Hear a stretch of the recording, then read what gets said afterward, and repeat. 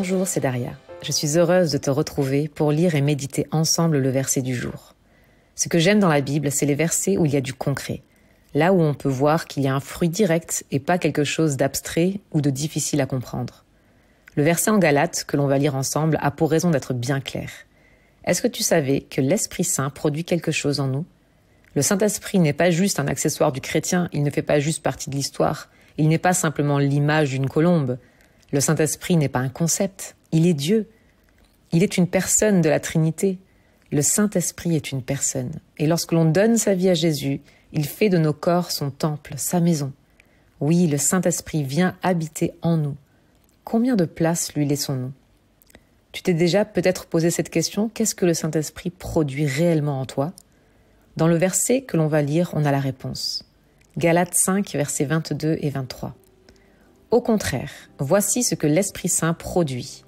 Amour, joie, paix, patience, bonté, service, confiance dans les autres, douceur, maîtrise de soi.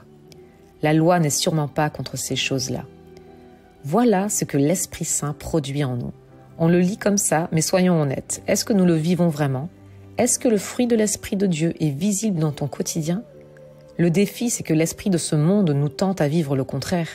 La haine à la place de l'amour, la tristesse au lieu de la joie, la zizanie au lieu de la paix, l'impatience au lieu de la patience, la méchanceté à la place de la bonté, l'indifférence au lieu du service, la méfiance au lieu de la confiance dans les autres, l'aigreur à la place de la douceur ou le laisser-aller au lieu de la maîtrise de soi. Mais il y a un mais. Ce n'est pas une fatalité de vivre sous le joug de l'esprit de ce monde. Non, nous avons le Saint-Esprit en nous. Dieu vit en nous. Et selon la place que nous lui donnons dans notre fort intérieur, le fruit en sera visible.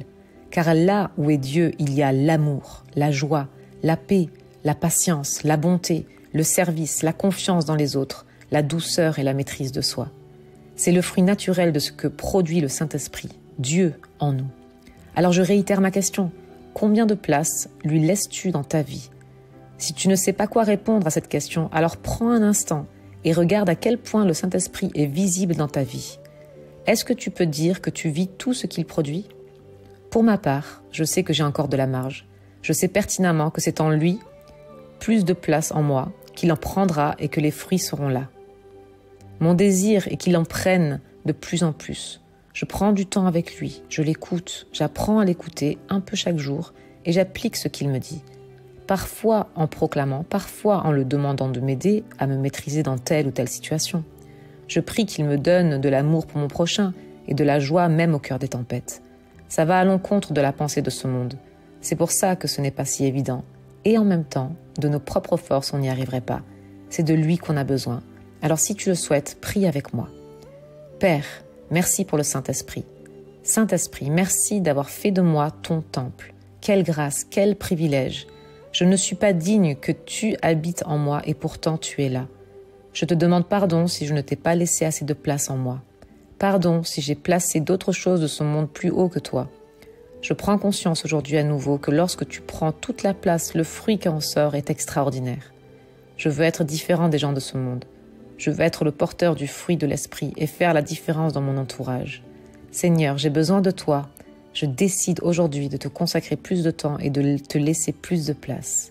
Amen. Sois béni.